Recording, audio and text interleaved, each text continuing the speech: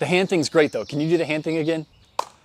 Thanks, Joe. Hey everybody, I am Kemble with Live Oak, also Acorn Land Labs, as you know the channel. Live Oak is our education company. Acorn Land Labs is the site where we test all these systems out. So we're starting a little mini series on our YouTube channel just to provide more content coming out more quickly for you all, to give you more takeaways about circular systems and land labs. So the title of our mini series is actually Takeaway. We'll aim to have these little mini videos to be about 8 to 10 minutes long. Today's an introduction really of just who I am, what Live Oak is, what Acorn Land Labs is, how we're tying these things together, and what the takeaway series here is going to be for you, hopefully. Live Oak Education is a company dedicated to educating students, individuals, communities, schools, anyone who's interested in all of these circular systems that our team has been implementing in the Acorn Land Lab. So the Acorn Land Lab is just across the street from me. This is our urban Acorn Land Lab site. We're working on 2 other Acorn Land Lab locations, one that's more suburban and the other that's rural/peri-urban, just to show how these systems operate in different contexts and settings. But before I get ahead of myself, Acorn Land Labs is where we put all these systems and ideas to the test, because what we're trying to do is show people how food, energy, water, sanitation, and shelter systems can all operate at a more local level. For the last 100 years, we've focused on all these highly centralized systems for providing energy, for providing food, sanitation, shelter, and water. We're not trying to replace all those systems. We're trying to show what alternatives exist, because we are really into the idea of communities having more control over those 5 basic elements that we all need to live. Our ultimate goal with Live Oak and the Acorn Land Labs is to build an off-grid living system to show people what the realistic costs are, what the technical challenges are, and how well someone's quality of life can be with these sustainable technologies and off-grid technologies. Here in the Urban Land Lab, Acorn Land Lab, we've got the tiny house, we've got the food production system with the gardens, the methane digesters, we've got composting systems, solar ovens, solar panels, all these technologies working together to provide the energy, food, water, shelter, sanitation. Granted, we're not providing 100% of what someone needs currently. The goal is to move from providing 0% of any of those things to providing at least, ideally, 1/3 or more of your power needs, food needs, water needs. Total self-sufficiency is very unrealistic, even though that is the goal that we're aiming for from a technical perspective. Over the next few months leading up to October, we'll continue putting together the Acorn Land Lab system here, but also fleshing out the other systems so that some of our team members can put all these systems to the test later this fall. We're calling it Off-Grid October, just to see what is the reality. What are the day-to-day challenges and what are the wins from all these systems when we live in an off-grid manner with these technologies for the big 5 things we need. The big 5 are food, energy, water, sanitation, and shelter. I probably don't have to outline the entire list of all the challenges that many of us, communities, countries are facing currently here in 2023. I'll hit some of the highlights that'll probably sound familiar. We're looking at a changing world that's changing faster and faster and faster. Currently, let's see here, the median income for an individual in the United States is $44,000. So that's the median income. It has not risen nearly as fast as the cost of living between housing, education, food. So many of us are familiar with this. We might be experiencing this at a higher degree personally, but we read about it in the news. We know people that continue to have a hard time finding their first home, their starter home, or just cover educational loans. The systems we have in place are getting more and more expensive, but the jobs that provide us the income to pay for those systems are not rising at the same rate. So there's obviously a mismatch. There's issues in the system which are going to lead to more breakdowns. Houses are very expensive. Median house cost in the US in 2022, towards the end of the year, was $380,000. At a median cost of $380,000, housing prices are sky high, and many young people, it's not even an option to purchase a home. So that's one of the economic breakdowns and mismatches that we're seeing currently. Average school debt is $30,000, so educational debt has continued to balloon, but you already know this, I'm sure. You see this in the news, you probably experience it yourself. With a home loan for $380,000, chances are you'll pay just as much in interest over the course of that loan, effectively doubling the house cost over the years you're paying for it. Utilities cost about $4,500 to $5,000 a year for the average American. Car ownership is sky high at $45,000 for the average new car. And just as a reminder, median income in the US is $44,000. $1,000. We're not going to go into all the financials on this video series, but we will bring them in from time to time. We think that all these off-grid systems could provide an answer to more common sense ways of living more sustainably, living more affordably, living more locally, and just enjoying more time, not being strapped to a commute to a job in a large metro city area, rather getting what you need at more of a local level and rebuilding local communities. That's part of the whole experiment here with Acorn Land Labs, rebuilding local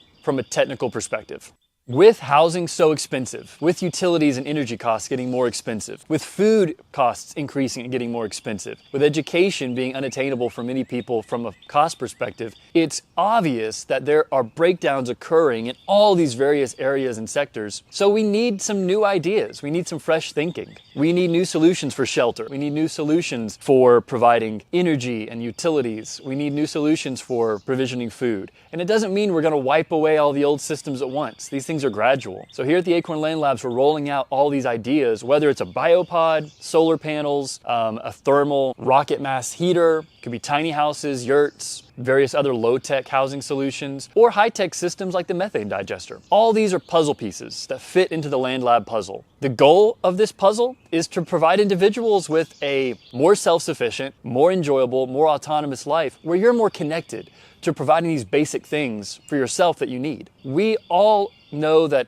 in order to pay for those 5 things we all need, food, shelter, water, energy, and sanitation, those 5 basics, we have to go get a job. So we go get the job to earn the money to pay for all these things. When we don't have enough money to pay for all these things, quality of life suffers. Part of the big experiment here with Acorn Land Labs is, do you need to work in the monetary economy totally to provide for these 5 things totally? What if you worked a job that was part-time and paid less, but you took care of some of those direct needs directly yourself? What would that look like? Would that be beneficial? Would it give people more free time? Instead of working in a cubicle for 40 to 60 hours a week, what if you worked freelance for part of the time and then worked on those garden systems, worked on your own energy systems, worked on your own shelter system and sanitation system? What would that look like? Well, that's the big experiment here that we're looking at. And we think it's one of the best ways of teaching STEM concepts to anybody interested in sustainability, in STEM concepts, in outdoor projects and off-grid living. So what we'll continue to do is gather the data from these systems. We're taking that data to help build our online simulator where anyone can build out their own land lab to see what it would look like to live off-grid or build a urban garden or build some type of eco-village concept and simulate it before committing the money to building it for real. The process that we're envisioning here, building out through Live Oak, is continuing to push content and learning materials online, whether it's YouTube videos and online courses. That's the learn aspect. The analyze aspect are the sensors that we're building to gather data from our land labs to better understand what's happening in terms of temperature, soil moisture, humidity, light levels. All those parameters influence what systems work and how well they work. So we've got the learn aspect, the analyze aspect, then the build aspect, all the components we're using in the land lab to actually make these systems come to life. And finally, the simulate aspect, to continue to simulate all these concepts in the land lab so that we can better understand how these systems will work in different parts of the world. For the 4-step process, we call it labs: learn, analyze, build, simulate. That's how we're working to refine and improve everything we're doing on our land lab, and we're wanting to push those ideas out so others can do the same thing we're doing to grow the food locally, produce more energy locally, produce shelter locally, produce sanitation services and systems, and then water acquisition locally. We like to imagine what a land lab could turn into down the road. Right now, in order to function in the economy that we're in, when I got my first job, I was working in software, and my wife and I bought our first car, so we got a loan for the car. We bought our first house, we got a big loan for the house, and I drove to work building software for the retail sector, and that was our life. It was a very normal, predefined course that we took, and we're thankful for it. It wasn't bad at all. It's just a normal path. Big loan for the home, big loan for the car, past loans for education, and we just worked to pay off as much as we could. That's our debt-driven economy. That's the way that it's been. And it's a consumer-led economy. I worked a highly specialized job to earn income to pay for the things we needed. And we'll continue to function that way for a while. But there's something to be said for being more involved in producing the things that we need at a local level. Maybe it's not out of pure need. Maybe it's just interesting. For us, we just have a blast setting up these systems, and over time they do help save money, and they do build more skills, and they help educate you on a whole array of topics, from gardening to energy systems to rainwater collection. So our idea is that perhaps down the road, not everyone's going to follow the same path. Taking out massive loans to go to school, taking out loans for your home and your car, and then specializing in one very narrow area to earn the money you need to pay for all those 5 basic needs. Perhaps one day we'll be able to set up more land labs where people are directly working on the solar panel systems, the methane digester systems, the rocket mass heaters, the biomass energy systems, all the energy systems it takes to power your needs. Perhaps people will be working more directly with their water systems, whether it's a well or a rainwater collection system or a mixture of both with municipal water. Perhaps people will be able to have different transportational systems and networks. Cars are getting more and more expensive, and all the infrastructure to support car culture will likely bankrupt many different municipalities over time. It can't continue to grow forever. What if we scaled back, had more micro-mobility, e-bikes, low-speed vehicles, concepts like Aptera, concepts like e-scooters, concepts that are lighter, less fuel-hungry, far more efficient, and can travel on car-free paths and networks? What if we've got more local food? Not 100% local food, but what if we're producing 30% of what we need in our neighborhoods, replacing the lawns with mobile meadows and gardening areas, aquaponics systems, small-scale livestock? This vision isn't a complete overhaul of where we're at right now. It's pulling things back to be more local, it's moving a little slower, it's being far more efficient, and it's producing what you need where you are. We think that that's one of the biggest wins for Live Oak and Land Labs as a thought and concept. Instead of sourcing food from thousands of miles away, or corporately designed housing that's maximized for profits, or buying into a transportational system that keeps us hooked on non-renewable fuels that are beyond our control. Everything we're trying to do is bringing control back to a local center. And it won't be 100%. It's going to be a spectrum that we cover. Perhaps at the end of the Acorn Land Lab experiment, we're producing 100% of the energy needs and 100% of the water needs for whoever lives in the tiny house. Perhaps we're producing 30% of the food from the permaculture garden and in the free-range chickens and other food systems. Perhaps all the sanitation is covered and the shelter needs are met through the tiny house. We're not going to produce 100% of what we need wherever we are, but by getting more involved in these systems, there are so many benefits that trickle down from going local in such a intentional way. I like the idea of my children having the blueprint, other children and students and young people having the blueprint of building an affordable, energy efficient home, something that is non-traditional, something that current zoning laws don't allow for, something that might be more of a passive home or a cabin or a yurt or some type of creative housing. There are concepts like the Wafati with Paul Wheaton that almost look like a hobbit hole.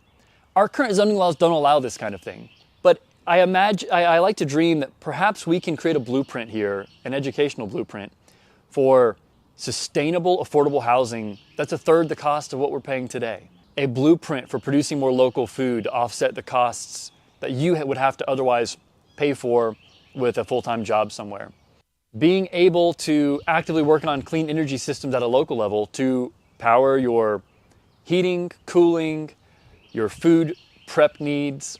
Being able to have micro-mobility options on a small trail network where instead of paying for a massive vehicle that's incredibly power hungry, you're able to downsize one vehicle and perhaps have the e-bike or the Aptera.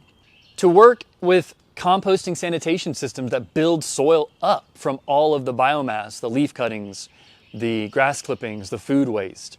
The idea is that eventually we can build these systems to where not only are we living more sustainably, we're saving time, we're saving money, we're living more locally, and we have more autonomous control over the lives that we do live. I, for one, absolutely love getting to roll up my sleeves and work on systems as part of my work, in addition to working on the computer, but it's a far more fulfilling way to live than working in a cubicle all day, every day ever was for me. We're trying to bring a balance back to the way that we live, to where people can build an appreciation for how all these elements that we all need as humans are provided for.